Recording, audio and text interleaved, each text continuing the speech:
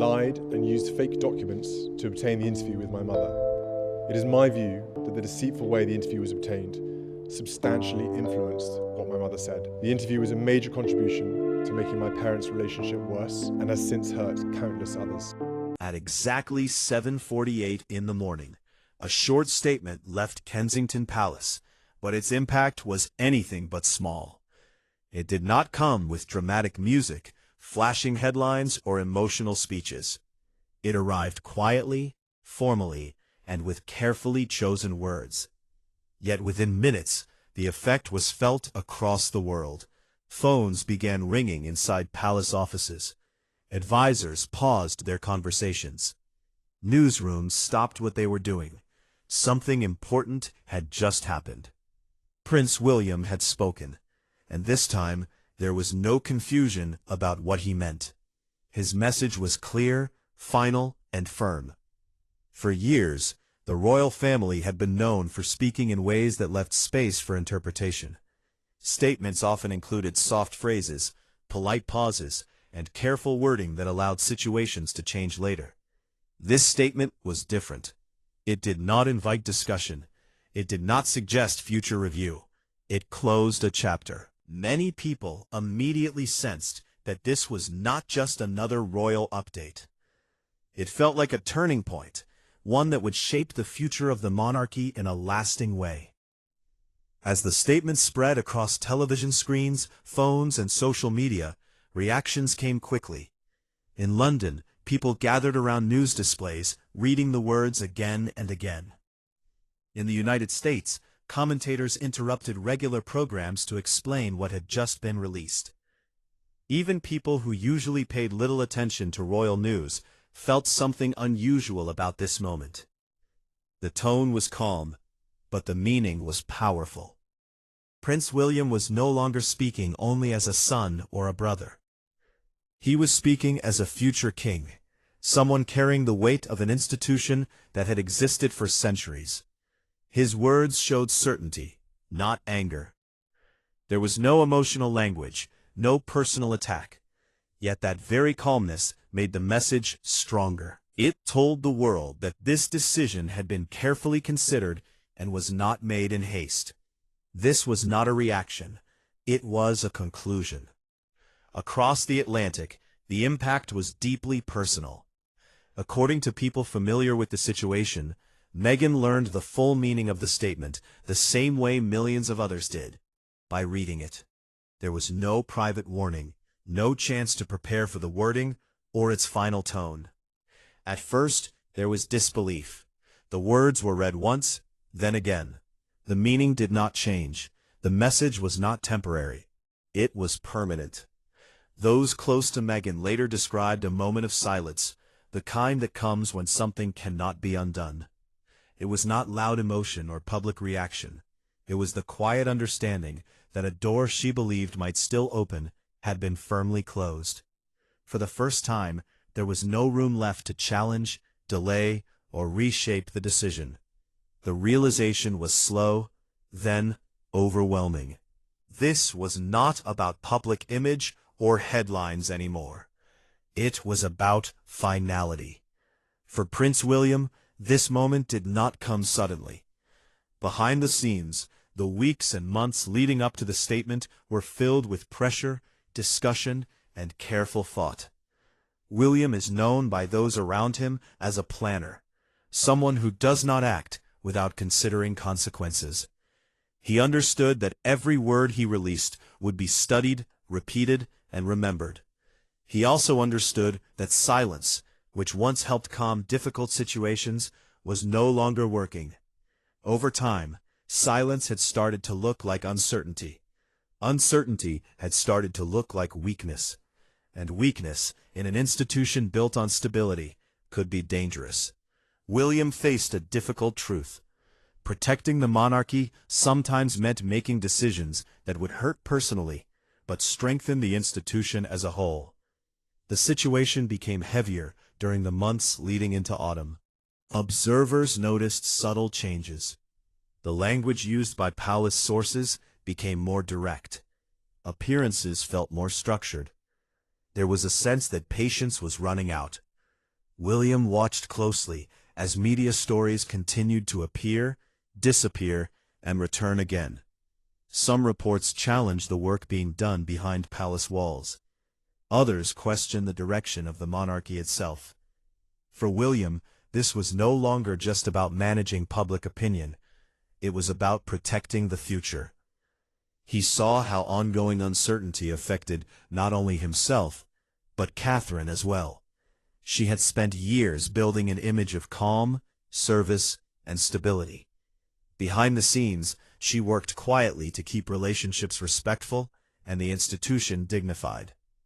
Yet repeated challenges and public pressure made that work harder each day. As pressure increased, William sought advice. He spoke with senior aides, legal experts, and family members who understood the long history of the crown. These were not emotional conversations. They were practical, focused, and often difficult. The question was simple but heavy. How long could ambiguity continue without damaging the monarchy? Legal advisors explained that unclear boundaries could lead to long-term problems. Diplomatic voices warned that uncertainty within such a visible institution could affect how the United Kingdom was viewed abroad. The monarchy was not just a family, it was a symbol. Symbols needed clarity to survive in a modern world.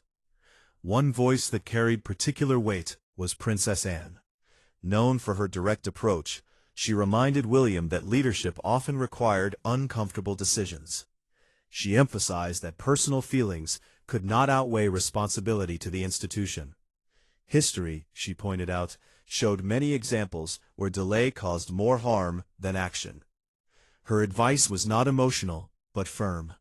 If boundaries were needed, they must be clear. William listened carefully.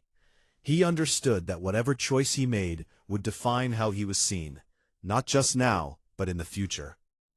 Timing also mattered. Autumn carried a natural sense of change. Leaves fell, days shortened. It was a season that symbolized endings and preparation for what comes next. William felt that this moment, while painful, aligned with that sense of transition. This was not about closing doors out of anger. It was about drawing lines for the future. Behind closed doors, drafts of the statement were reviewed again and again. Words were removed, others were refined.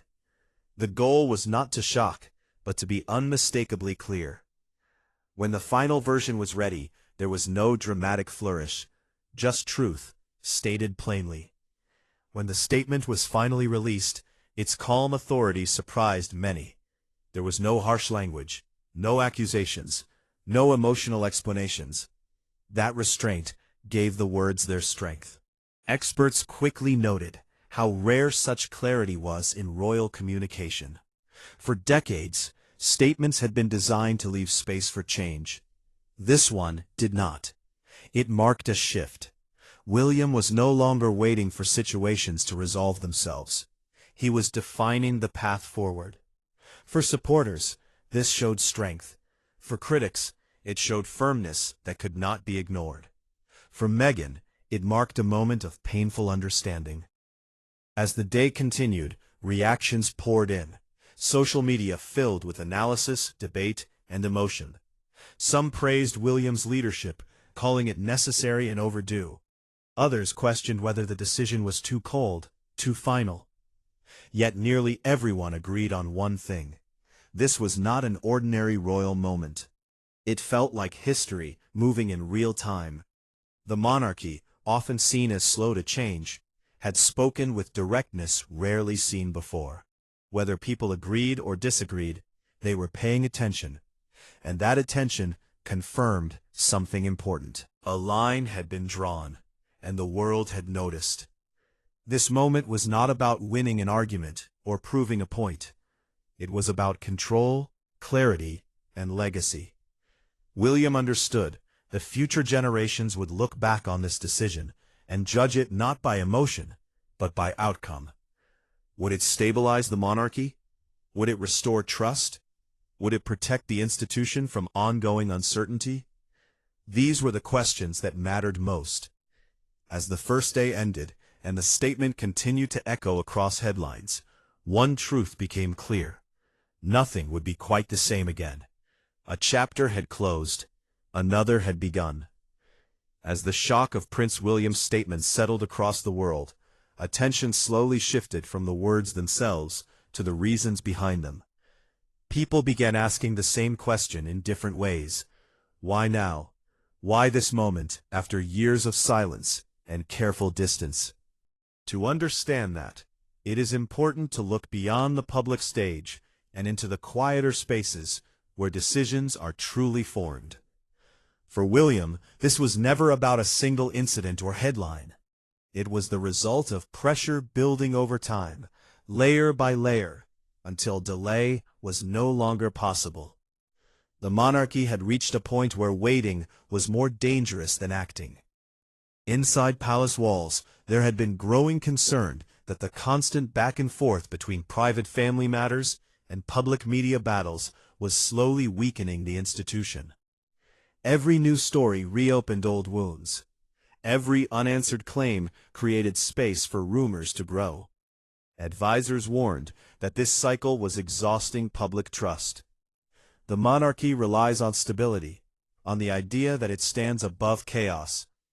But uncertainty had started to pull it into the very drama it was meant to rise above. William could see this clearly. Each week without resolution added weight to a situation that already felt heavy. Silence, once a shield, had become a burden. Catherine felt this pressure deeply as well. While much of her work remained unseen, those close to the palace knew how carefully she approached her role. She believed strongly in calm, consistency, and service. She understood that the monarchy survived not through loud statements, but through steady presence. Yet even her patience had limits. Ongoing tension made it harder to focus on the causes and people she cared about most. William watched this closely. Protecting the monarchy also meant protecting the people who carried it forward. He could not ignore how ongoing conflict affected his family and their ability to serve. Beyond personal strain, there were broader concerns. Legal advisors began raising serious questions about boundaries and responsibility. When roles are unclear, problems follow. Ambiguity creates opportunity for challenge, dispute, and misunderstanding. The monarchy operates within a constitutional framework that depends on clarity. Any confusion about authority or position could invite long-term complications. William understood that even small uncertainties, left unresolved, could grow into larger issues over time. Acting early, though painful, was often safer than repairing damage later. Diplomatic voices added another layer of urgency. The royal family, while largely symbolic, still plays an important role in how the United Kingdom is viewed around the world. Allies and partners expect stability. They look to the monarchy as a sign of continuity. Advisors quietly explained that visible internal conflict could affect confidence abroad. This was not about politics, but perception. In a world already filled with uncertainty, symbols of steadiness matter more than ever. His responsibility reached beyond family ties and personal feelings. Security briefings further sharpened the situation. While details remained private, William became increasingly aware of how public conflict could attract unwanted attention. Heightened emotions often bring heightened risk. Protecting his family, especially Catherine and their children, was non-negotiable. The monarchy had faced threats before, but modern media and online spaces created new challenges. Misinformation spread quickly. Narratives could be shaped overnight. William recognized that clear boundaries could reduce risk by removing fuel from ongoing disputes. Stability was not only about image, it was also about safety. Throughout this period, William returned often to the idea of legacy. He was no longer just responding to present difficulties. He was shaping how the monarchy would move forward in a changing world. History had shown him the cost of hesitation. Past generations sometimes delayed difficult decisions in hopes that problems would fade. Often, they did not. Instead, unresolved issues returned with greater force. William did not want to repeat that pattern. He believed that leadership meant facing reality, even when it was uncomfortable. As discussions continued, one conclusion became unavoidable. Any solution that relied on vague promises or temporary arrangements would fail. The situation required a clear line, one that could not be misunderstood. This did not mean cruelty or punishment. It meant structure. Boundaries allow institutions to function. Without them, confusion grows. William knew that such clarity would hurt, but he also knew that ongoing uncertainty would hurt more people for much longer. Sometimes, the most compassionate choice is the most difficult one. When the private council finally gathered, the atmosphere was serious and focused. This was not a dramatic confrontation. It was a careful review of facts, risks, and responsibilities. William spoke plainly. He explained why delay was no longer an option. He outlined how ongoing ambiguity threatened both the monarchy and the family. King Charles listened closely, torn between his role as a father and his duty as a monarch. The weight of the moment was visible. He understood the pain involved, but he also understood the stakes. This decision was about more than feelings. It was about the future. Princess Anne's voice again brought clarity. She reminded everyone that strong institutions survive because leaders are willing to make hard choices. Emotion could be acknowledged, but it could not decide the outcome. Catherine added a quieter perspective. She spoke of balance, fairness, and the human cost of any decision. Her presence ensured that compassion remained part of the discussion, even as firmness became necessary. Together, these voices shaped a decision that was meant to protect, not destroy. By the time the meeting ended, there was agreement. The path forward had to be clear, permanent, and public. Anything less would invite confusion and continued conflict. This was not about closing doors out of anger. It was about defining roles and expectations so the monarchy could move forward with strength and focus. The decision was made with care, but without hesitation. Everyone involved understood that once announced, there would be no turning back. When the statement was released the next morning, its calm tone reflected the seriousness of the process behind it. There was no need for explanation or defense. The clarity spoke for itself. For William, this was the moment where preparation met action. For the monarchy, it marked a shift toward firmer boundaries. For Meghan, it brought an emotional realization that could not be softened by time or distance. The world watched, debated, and reacted, but the direction had been set. In the days that followed, analysis continued. Experts debated whether this approach would strengthen or harden the monarchy. Supporters argued that clarity was overdue. Critics worried about the human cost. Yet even critics acknowledged something important. This decision ended years of uncertainty. It replaced endless speculation with a defined reality.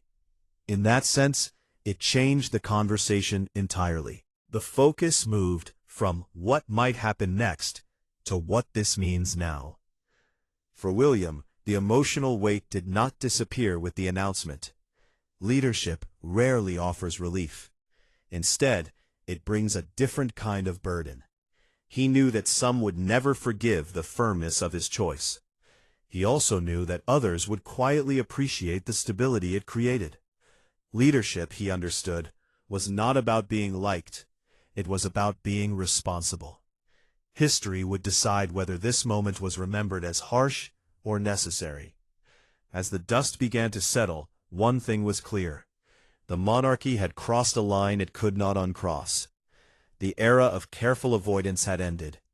In its place stood a new approach, one defined by clarity, boundaries, and decisive action. Whether this would lead to long-term peace or simply a new chapter of debate remained to be seen. But for now, uncertainty had been replaced by direction.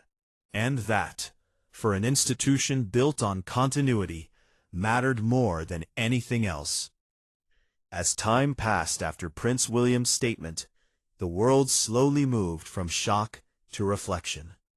The headlines were no longer just about what he said, but about what it meant. People began to ask deeper questions. Had the monarchy changed forever? Was this the beginning of a new style of leadership? Or was it simply the unavoidable end of a long and painful chapter? For many observers, it felt like all three at once.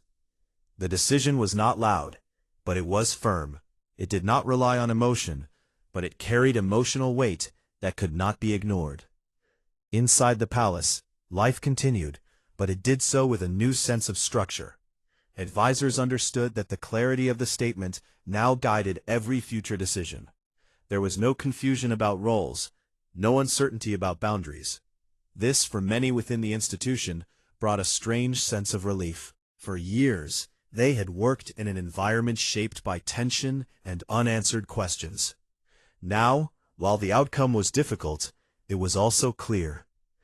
Clarity allowed focus to return to service, duty, and long-term planning.